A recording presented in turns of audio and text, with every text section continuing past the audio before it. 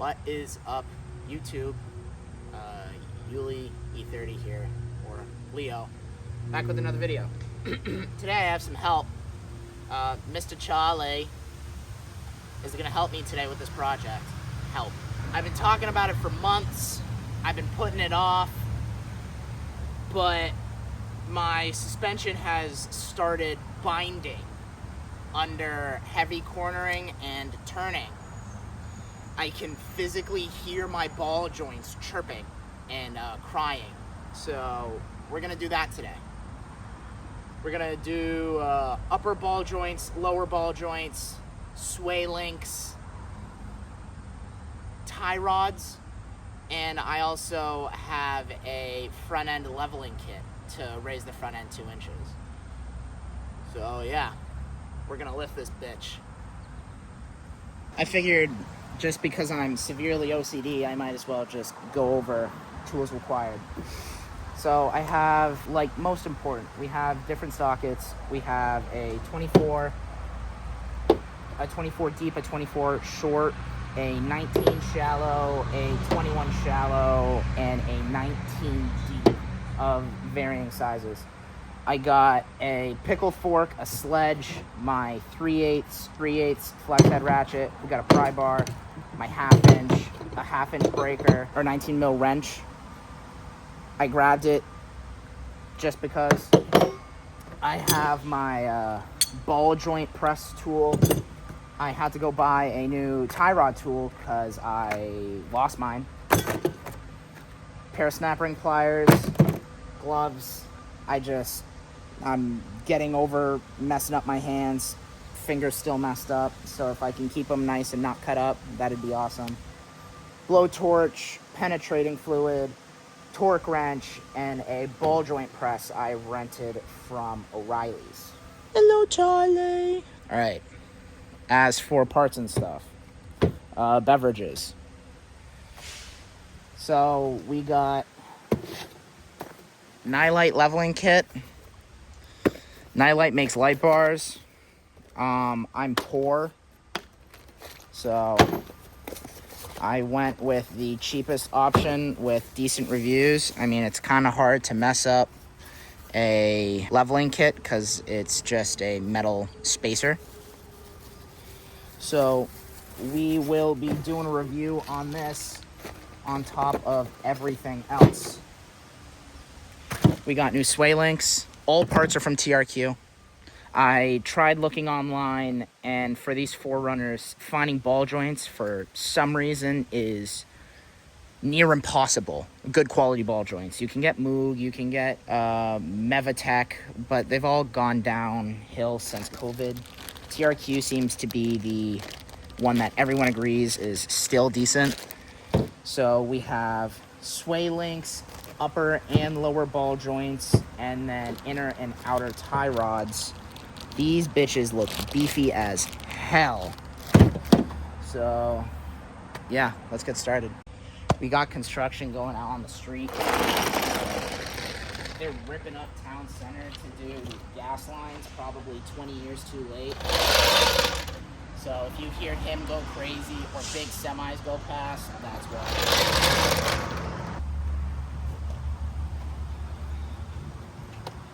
I'm gonna go find the dog. I had to put Doggy inside because he was being a bad boy. I may or may not be an idiot and kind of sort of forgot about breaking the lugs before jacking this thing up. Because I am lazy, I'd rather do this trick and fucking actually put it back on the ground.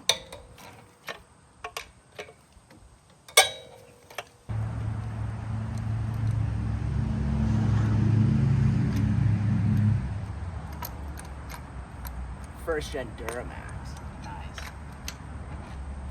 But yeah, a little update on the 4Runner.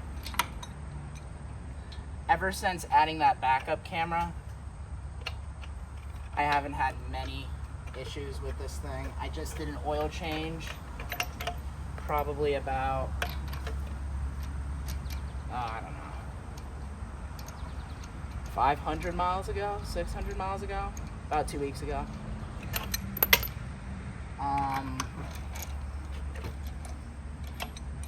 People are probably wondering, why the hell don't you have power tools?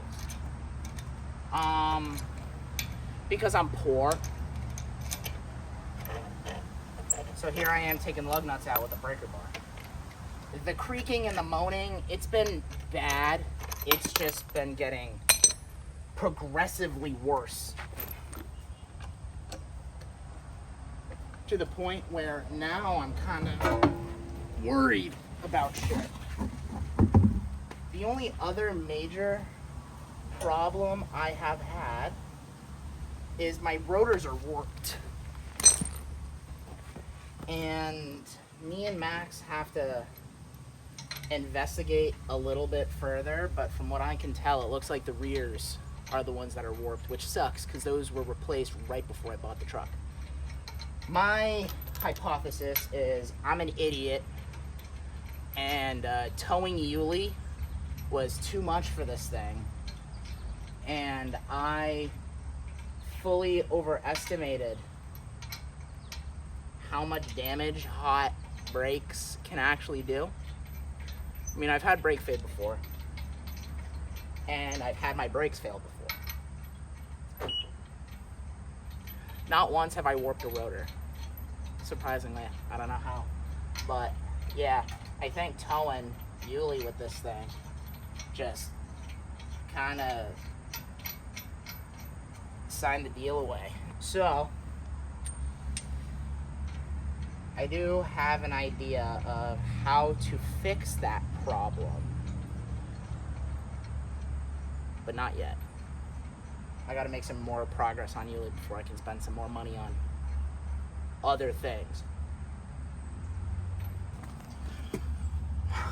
Upper ball joints, they're a little cooked, but both boots are torn. I have tie rod ends down here. Both boots are torn and cooked. Sway links, I figured, well, that's not good, so that needs to be replaced regardless, but they're not that bad, other than the fact that both lower boots are torn. And then the lower ball joint, if I can get a good picture of that, that is fully ripped open and leaking goop everywhere. So that will need to be dealt with also.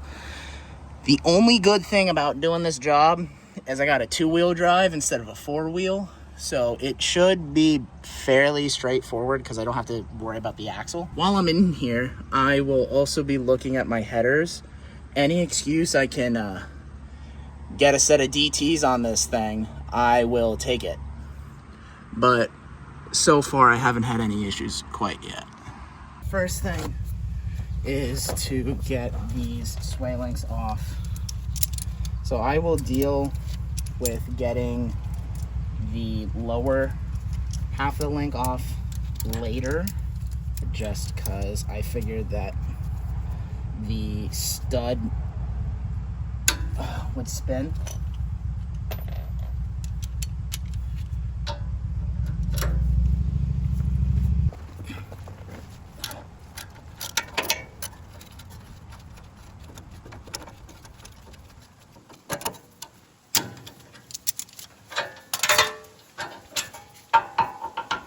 There's that. I might as well just take the other half off now, just get it out of the way. So I've watched a few videos on how to do all of this. It's all fairly straightforward, but watching someone do it that isn't getting paid to do this, I prefer watching their videos. But like TRQ, it is just, it's so helpful. Yeah.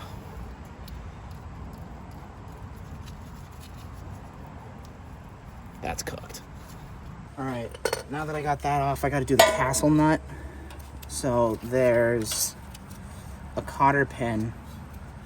Toyota, I guess, uses cotter pins instead of, and castle nuts instead of nylock nuts, which, I mean, are one and the same. It's just different styles of single-use hardware. YouTube man lied. Oh, shit.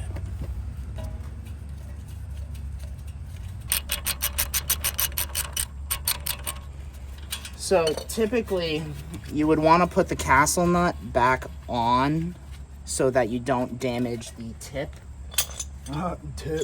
But because I'm doing new tie rods, I don't give a shit. Nice. Now to remove the lower ball joint, but yeah.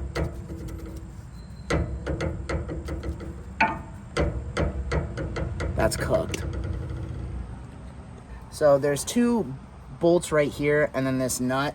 The reason why I'm taking this off is because if I take these off before this, there's a possibility that this part, basically the, I guess it's like a steering stopper, it has the chance of just spinning this. So obviously don't want that. There we go. Better be a 24. Good. Good boy.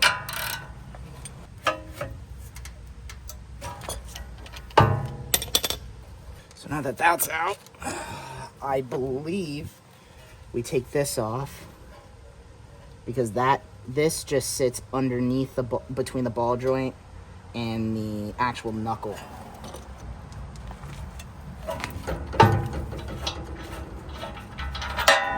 I am interested in seeing the steering rack because there is a leak coming from the side, and I pray that it is a banjo bolt or however Toyota hooks up their lines on these things and not the actual rack itself, because I've heard that's a problem. Right? There's that. Oh, well, there's that. Awesome. So I will figure out how to get this off of this ball joint, and then I will be right back. All right. So it looks like I'm gonna need a pickle fork and a sledge to get this bad boy out. I really do need to get a little bit of a lighter duty hammer, simply because this sledge is just, well, to put it lightly, it's a sledgehammer. There's not much else to it.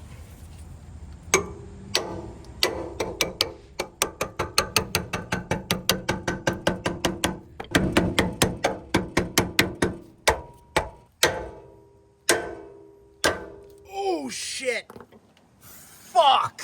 I'm being a tiny bit over dramatic, but oh my god, fuck! Alright, let's not put my knee.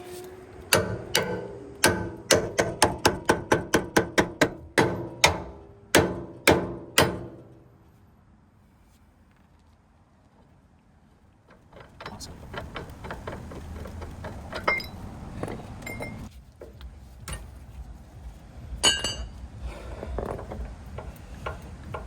Yeah. I'm glad I'm doing these. Here I am thinking they're not that bad. Oh yeah, these shits are cooked.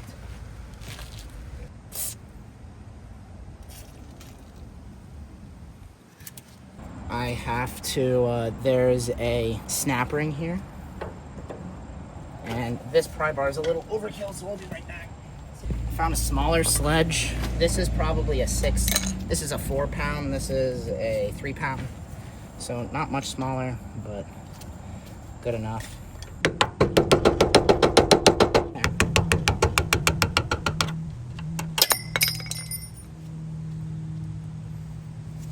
Well, that one's somewhere. So now that the snap ring is off, I'm fairly certain all that is left to get the lower ball joint out is the big ball joint press tool. So I was right a little bit. I forgot that I need to take the boot off. To do that, there should be a snap ring. Yep. There's that. The boot yeah, this is gone. Embedded for a while now. All right, so through trial and error, a very long time of trial and error, I ended up renting another set. So we will see if this works. It should. There we go. Oh yeah.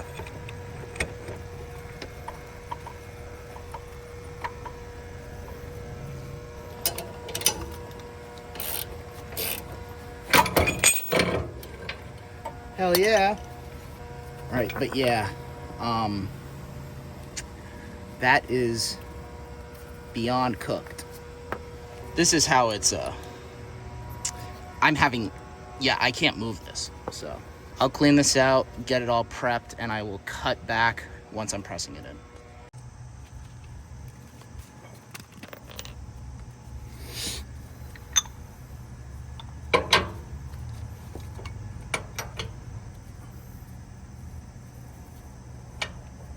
So I got it all set up.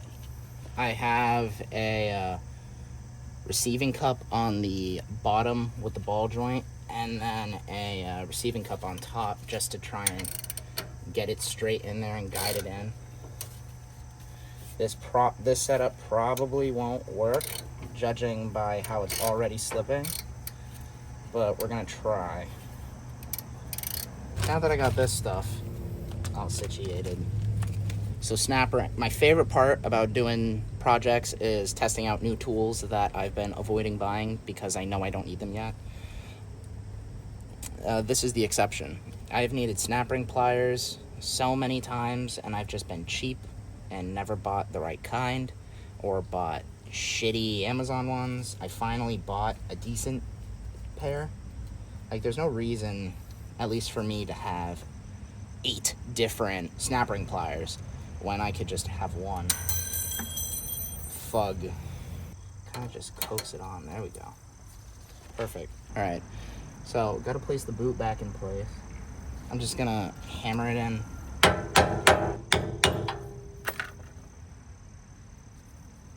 So, here's this. We are going to get this all situated.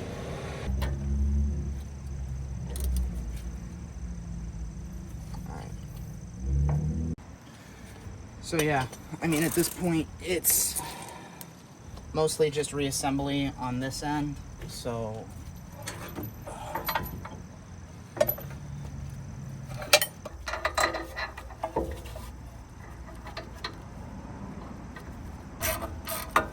just threaded in place enough that I can get this side too.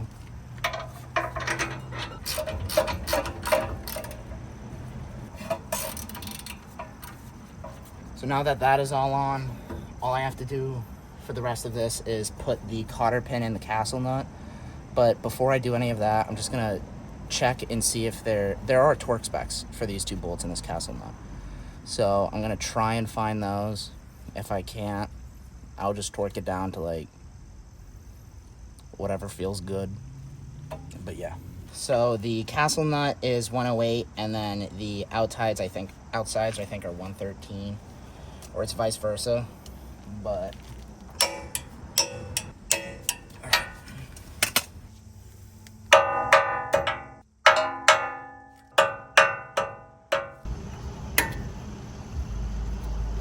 I've never seen a cotter pin that looks like that before. That's interesting. Fuck.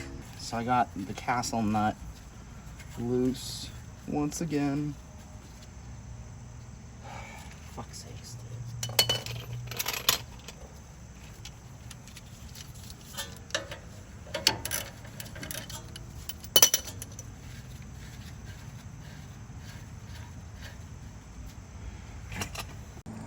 One thing I realized that I should probably do is undo this bracket right here, because right here is my ABS sensor and my brake line, and obviously don't want that getting kinked.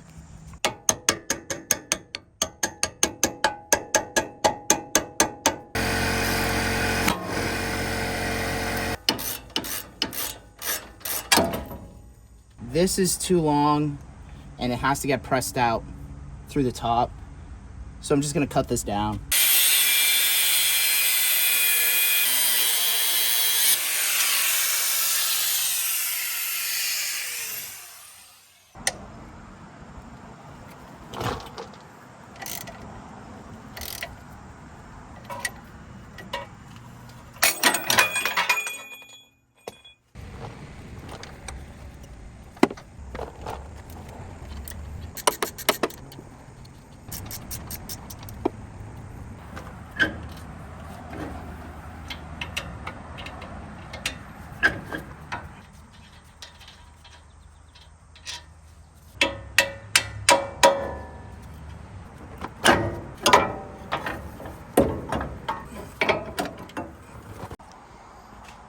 So typically, what is usually done is you install new shocks with this kit, or at least you should, but these are good enough for right now. I just sprayed it down with some brake clean and wiped it down with a paper towel. So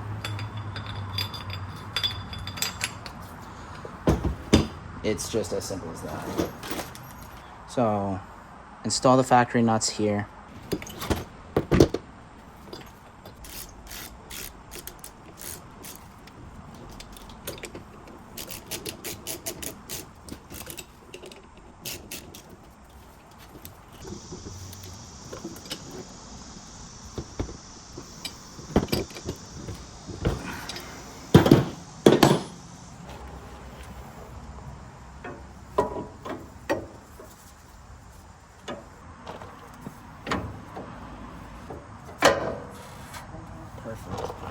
So I got the new ball joint.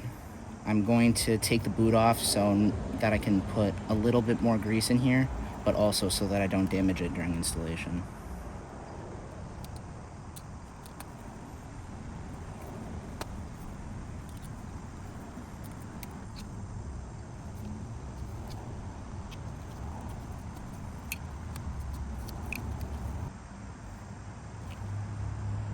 So here is my tie rod tool. It's basically just a U-joint or a U-bolt with a cast piece. Yep.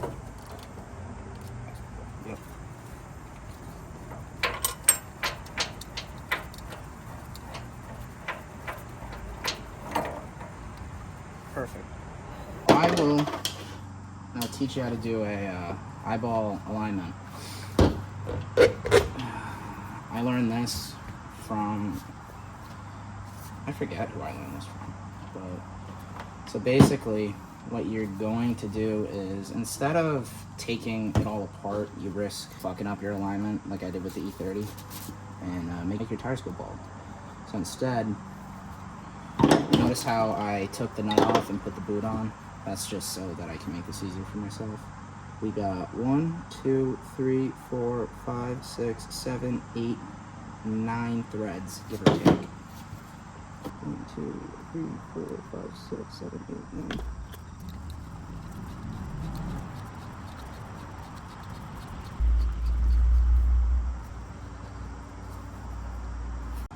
Before we go back underneath, there is this little set washer thing. I forget what it's called, but basically you have to put this on and bend the tabs over.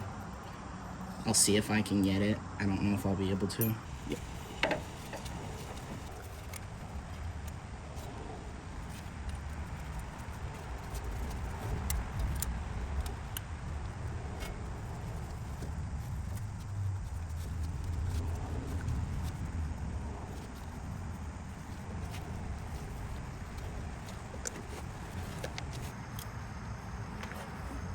There's that. Alright. So now that that's in place, I will just hammer these tabs down, or at least attempt to.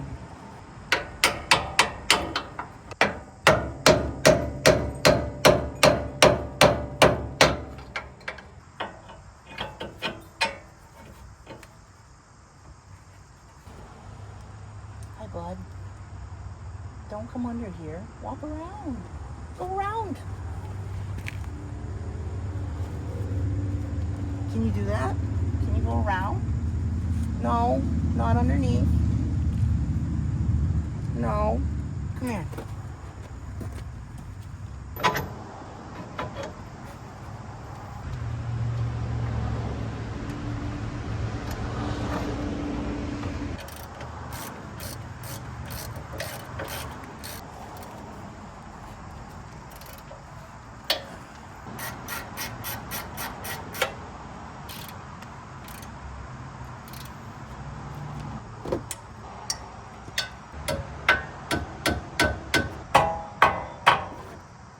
Alright, last thing for this side is the new sway link. Alright, I will throw the torque specs for everything down in the description.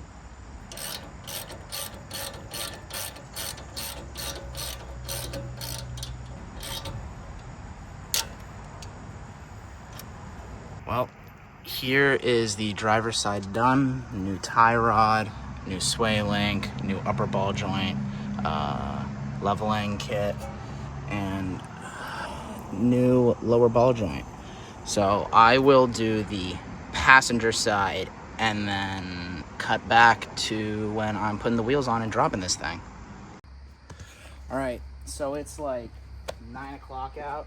It took me a little longer than I would have liked to admit. Charlie ate my ear pro. My ball joint press exploded. Not the rental equipment, but my personal like tie rod ball joint press. It blew up. Just a lot of struggling, but finally got everything installed. Everything's torqued down. Let's put this bitch on the ground.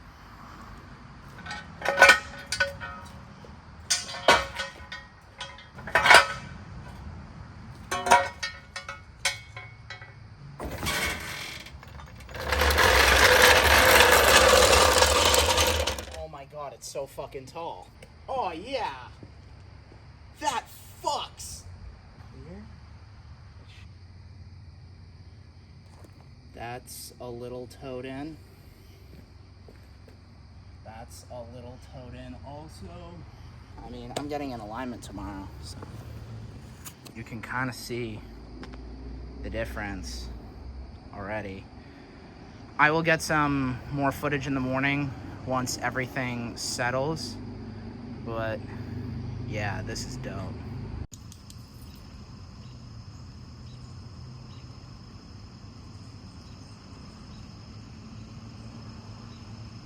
So, while editing the footage for this video, I realized I never did an outro.